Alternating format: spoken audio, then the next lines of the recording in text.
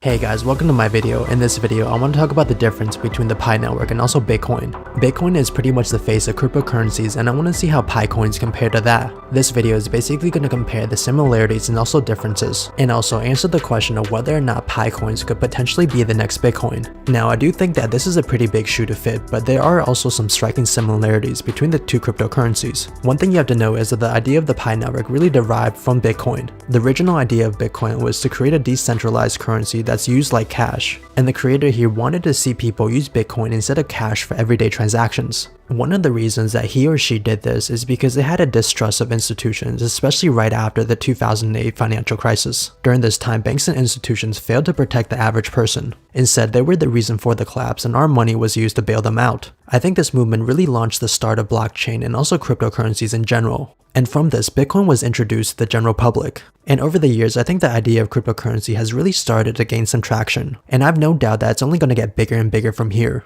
And although many people feel that cryptocurrencies in general will become more and more popular, many people doubt that Bitcoin will continue to remain in first place. And this is because the design of Bitcoin failed to make it an everyday currency. And I really do think that this is where the Pi network or Pi coins can step up to the plate. You see, there's a lot of things about the Pi network that makes it suitable to become what Bitcoin wanted to be. One of the things that Bitcoin failed to be was inclusive or accessible to anybody and everybody around the world.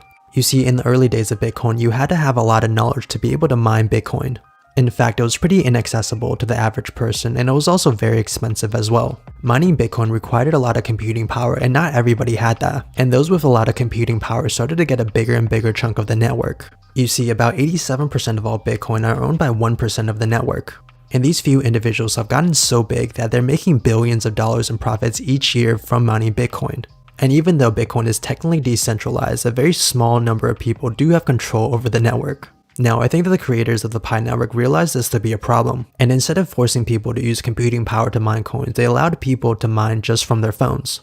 And anybody around the world will now have the ability to mine Pi coins from the Pi network just using a mobile device. I think this ends up creating a much more fair system compared to Bitcoin, and the wealth here is going to be much more evenly distributed among miners. And one of the reasons that this is possible is the network uses the Stellar Consensus Protocol. The basic idea here is that we're not actually mining any Pi coins from our phone. Instead, what we have on our phone simply serves as a record for the developers here, and the developers here are going to distribute Pi coins based on these records when the time comes. I think this is a pretty elegant way to bypass the need for computing power to be able to mine any cryptocurrency, and it also helps anybody increase their stake on the network by simply promoting it, thus basically creating a much fairer system compared to Bitcoin. And apart from being much more fair than Bitcoin, the Pi network does a great job at having an adequate amount of scarcity. You see, one of the problems with Bitcoin is that it's too scarce to be considered a medium of exchange or cash. There's about 21 million Bitcoins, and this makes Bitcoin much too expensive to be used like cash. As I'm making this video right now, a single piece of Bitcoin is around $50,000. And because of this, I can't see individuals making purchases with full Bitcoins. Instead, I only see corporations maybe using Bitcoin to make large purchases. And one of the things that I really love about the Pi network is that it balances this element of scarcity. In my other video, I was able to get a rough estimate of how many Pi coins there are out there,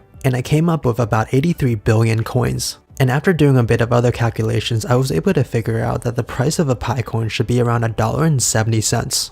Now, this price did align with some of the websites that do try to estimate the price of a Pi coin, but much of this is still based on a lot of speculation. What I can say for sure is that the price of a Pi coin would not be anywhere close to the price of a Bitcoin. Instead, I think the goal here is try to make the cryptocurrency usable in everyday transactions, and that might be anywhere from a couple dollars and beyond. Therefore, if you really think about it, the Pi network or Pi coins might actually be what Bitcoin wanted to be. Instead of being a medium of exchange, Bitcoin became a store of value. It became something that people collected, hoarded, and saved instead of spent.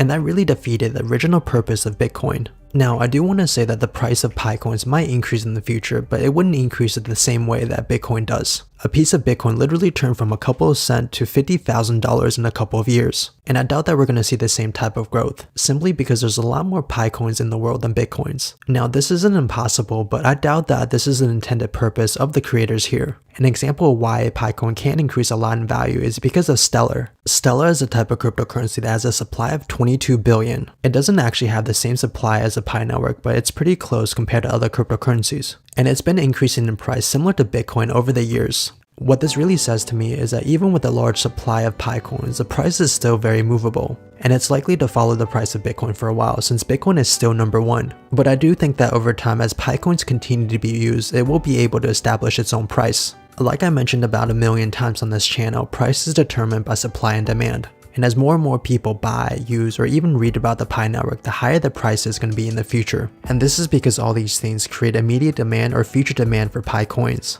And unlike a lot of other cryptocurrencies who end up in the cryptocurrency graveyard, the Pi network here actually has a pretty strong network of supporters.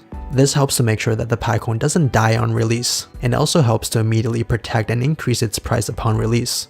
This basically makes sure that the Pi network doesn't suffer the same fate as Bitcoin during its early days. I think we've all heard stories of people throwing away hard drives full of Bitcoins, or using it to purchase the most ridiculous things like stickers or pizza. But one thing you have to realize is that many of these people didn't see a demand for cryptocurrencies back then. In fact, it's not hard to conceptualize that many of these people simply thought this craze was gonna die. And this is one of the reasons I love seeing promotional codes about the Pi network on my videos. This just means to me that the network is still very alive, and also that many other people will see these comments and some of them might even become interested in the Pi network themselves. I really do think that the referral system here is probably one of the most intelligent things about this project, because without it, this would just be another cryptocurrency out of thousands of other cryptocurrencies without any value. Instead, what we have here is that without the currency being officially launched, we already have people speculating about its value. And there also will be a lot of official and also unofficial places where the Pi network or Pi coins will be officially used. Right now, the Pi network has about 13 million official users. And this is actually pretty far from the ultimate goal of 100 million users. But as it gets bigger and bigger, it's also a lot easier for the network to grow exponentially. I do think that we're going to get close to 100 million users by the end of this year. And this might not be close to the number of people who adore Bitcoin, but it's still pretty significant nevertheless.